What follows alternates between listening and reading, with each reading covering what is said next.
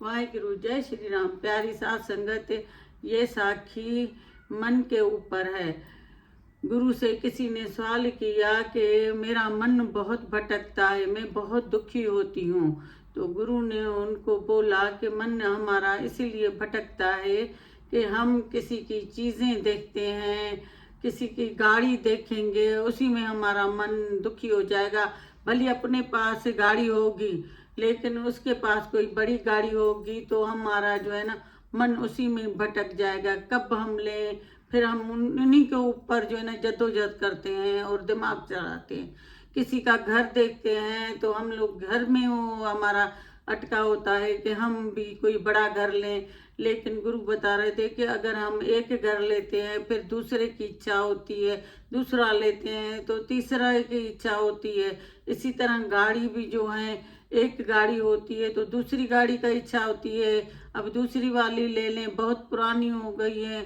इसी तरह हमारा जो है ना मन भटकता है। हमें ये नहीं है कि हम सत्संग सुने, इन बातों से निकल के हम लोग सत्संग सुने, वो ही देने वाला भगवान है और हम लोग खुश रहें हर हाल में।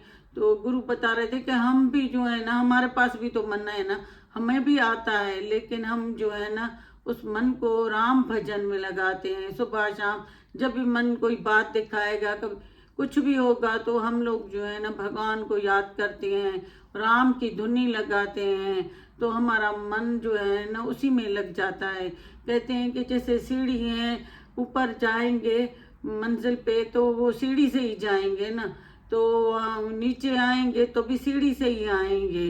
तो और आके जो है ना हम लोग खड्डे में गिर जाएंगे।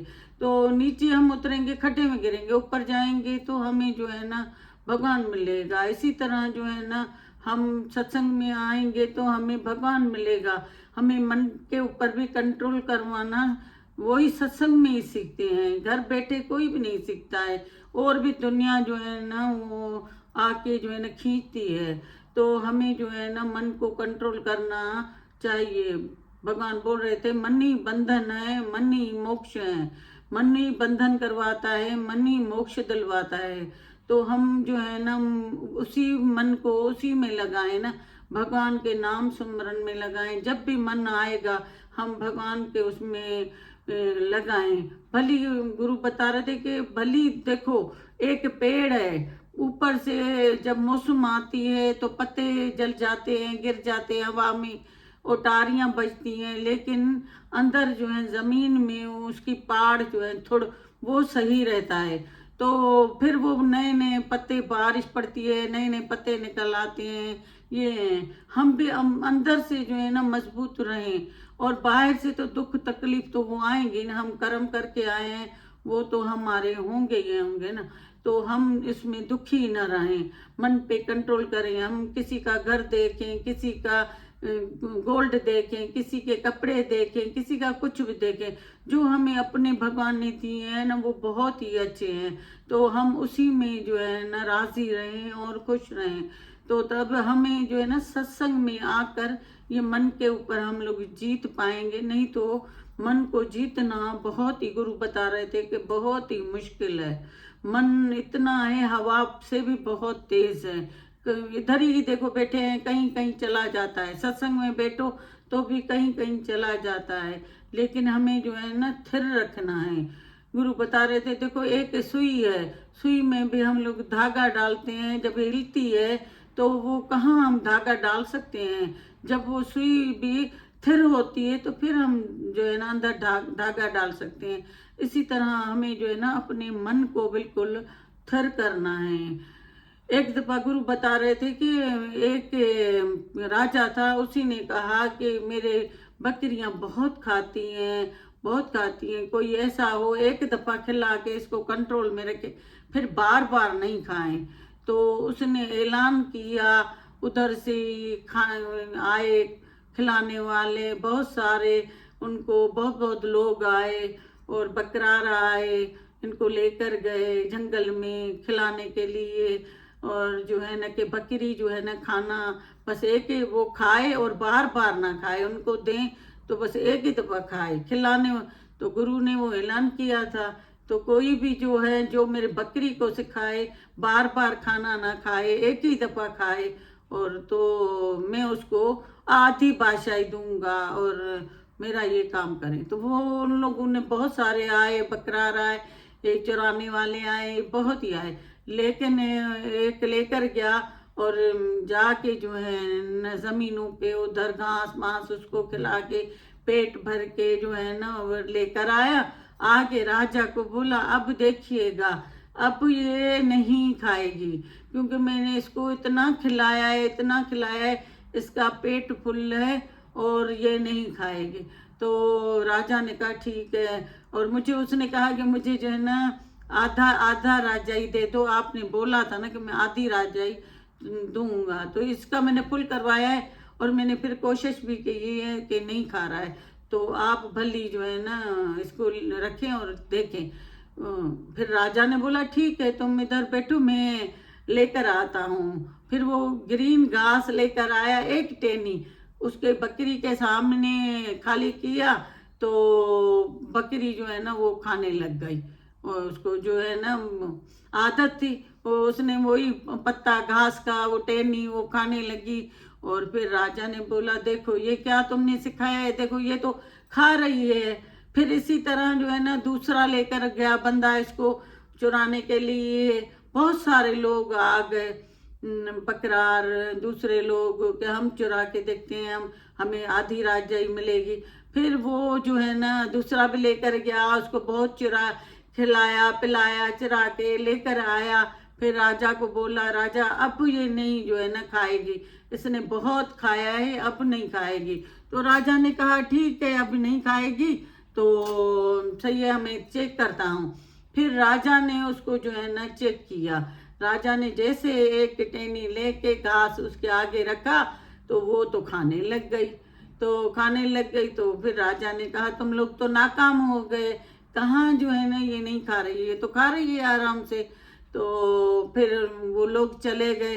फिर कुछ अरसे के बाद जो है ना एक पंडित जी आया था, पंडित जी आया और उसने कहा कि चलें राजा जी, उसको पता चला आधी राजा ही मिलती है, उसने कहा चलो मैं अपने जो है ना साथ संगत में जो मुझे मिलेगा मैं लगाऊंगा, मैं अपने गुरु को खुश करूंगा, मैं भंडारा करूंगा।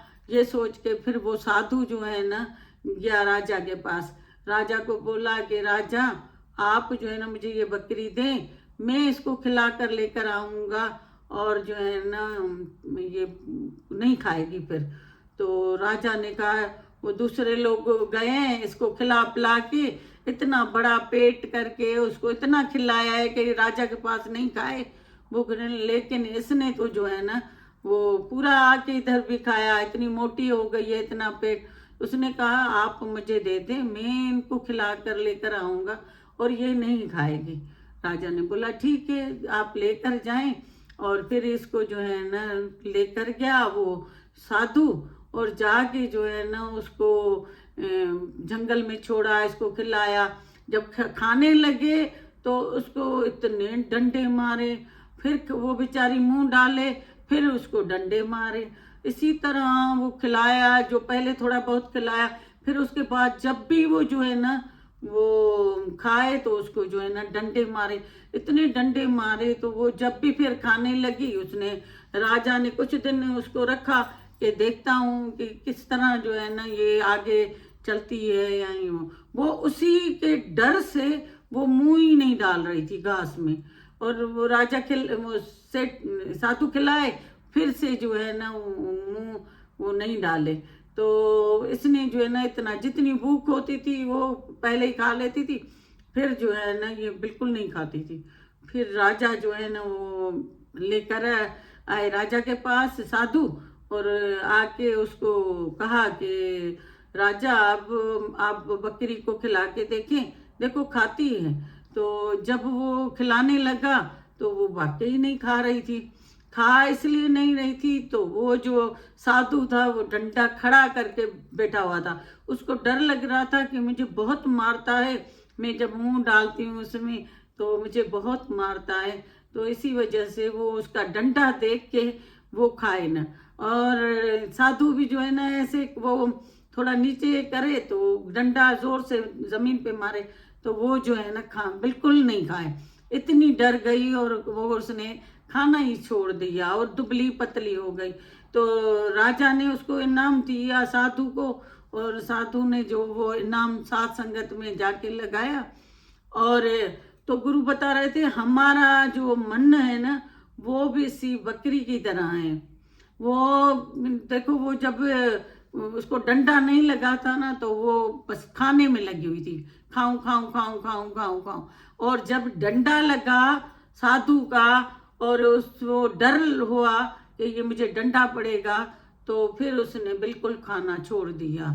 तो इसी तरह हमारा मन भी है, वो गुरु का वचन नहीं सुनेगा तो नहीं डंडा खाएगा तो वो जो है ना मन इसी तरह भटकता रहेगा, खाता रहेगा। ये भी मिले वो भी मिले ये भी मिले, मैं इधर खुश रहूं, मैं ये करूं मैं ये करूं, बस यही करता रहेगा। मैं खुश रहूं, मेरे पास पैसा आए, मेरे पास घर आए, मेरे पास बंगला आए, मेरे पास गाड़ी हो, मैं खुश रहूं। दूसरा भले खुश रहे या ना रहे, लेकिन मुझे अपने आप से मतलब है। तो इसी तरह जो है ना जिस गुरु ने डंडा दिखाया उसको साधु ने, तो वो डंडे से ही कंट्रोल में आ गई। तो हमें भी जो है ना एक गुरु का डंडा हो उससे हम लोग कंट्रोल में आएंगे, नहीं तो दुनिया में कंट्रोल में नहीं आएंगे। जब कोई चीज देखेंगे उस पर दिल हमारा अटका जाएगा। हम दुकान पे जाते हैं शॉपिंग करने, उधर कोई अच्छी चीज देखी भले कितने भी कपड़े हो फिर ले लेंगे। हम कहीं और जाते हैं ले लेंगे, इतना सारा घर में सामान होता है फिर भी जाएंगे, कहेंगे कि चलो ये ऑफर में है ये ले लेते हैं, ये ले लेते हैं वो ले लेते हैं। बस इसी तरह हमारा जो है ना मन भटकता रहता है। तो हमें जो है ना मन को नहीं भटकाना चाहिए, हमें जो है ना भगवान के डंडे से जो है ना मन को कंट्रोल करना चाहिए। तो फिर हमारा मन स्थिर होगा। उस सुई के तरह धागा तब पड़ेगा जब स्थिर सुई होगी। तो दरखत देखो ऊपर से भली जो भी तूफान आंधी आएगी, लेकिन उसका जो है ना जमीन में जो है ना जड़ें उसकी मजबूत हैं तो वो नहीं गिर सकता। इसी तरह हमारा जो है ना मन मजबूत होगा ना, भले बाहर से हर चीज आएगी, दुख सुख सब कुछ आएगा, लेकिन हम लोग दुखी नहीं होंगे। तो ये है एक मन पे कंट्रोल करने का। तो गुरु को भी आता है, सबको आता है, लेकिन वो राम भजन करते हैं। और हम लोग हर वक्त राम भजन करेंगे तो मन भाग जाएगा, डंडा राम का दिखाएंगे। तो वाहिगुरु, जय श्री राम।